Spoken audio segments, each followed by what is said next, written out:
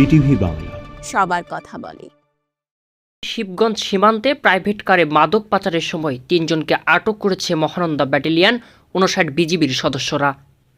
এ সময় ৯৮টি বোতল ভারতীয় ফেন্সিডিল, ৩৮০ পিস ইয়াবা, ৩টি ব্যবহৃত মোবাইল ফোন এবং একটি প্রাইভেট কার আটক করা হয়।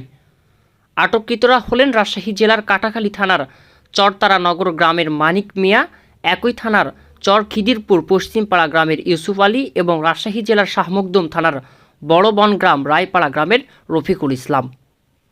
শুক্রবার এক প্রেস বিজ্ঞপ্তিতে সাংবাদিকদের এসব তথ্য জানানো হয়। প্রেস বিজ্ঞপ্তিতে বলা হয়, নিজস্ব গোয়েন্দা সূত্রে জানা যায় যে শুক্রবার রাত ১টা থেকে ৫টার মধ্যে সোনা মসজিদ সীমান্ত দিয়ে বিপুল পরিমাণ মাদকদ্রব্য পাচার হওয়ার সম্ভাবনা রয়েছে। এ পরিপ্রেক্ষিতে ব্যাটালিয়ন অধিনায়ক লেফটেন্যান্ট কর্নেল গোলাম কিবরিয়ার পরিকল্পনা ও নির্দেশনায় সোনা মসজিদ বিওপিতে কর্মরত নায়েক মোহাম্মদ রায়হানুল হকের নেতৃত্বে বিশেষ টহল দল সীমান্ত পিলার ১৮৪/৪ এস হতে আনুমানিক ৩ কিলোমিটার বাংলাদেশের অভ্যন্তরে চাঁপাইনবাবগঞ্জ জেলার শিবগঞ্জ থানাধীন শাহবাজপুর ইউনিয়নের শাহবাজপুর ডিগ্রি কলেজের পাশে আমবাগানে কৌশলগত অবস্থান নেয়। এ সময় চোরা কারবারিরা প্রাইভেট কার যোগে কানসার্ট হতে সোনা মসজিদ যাওয়ার পথে আনুমানিক রাত ২টার দিকে শাহবাজপুর ডিগ্রি কলেজের সামনে মাদক নেওয়ার উদ্দেশ্যে থামলে টহল দল ৩ জন চোরা কারবারিকে আটক করতে সক্ষম হয়।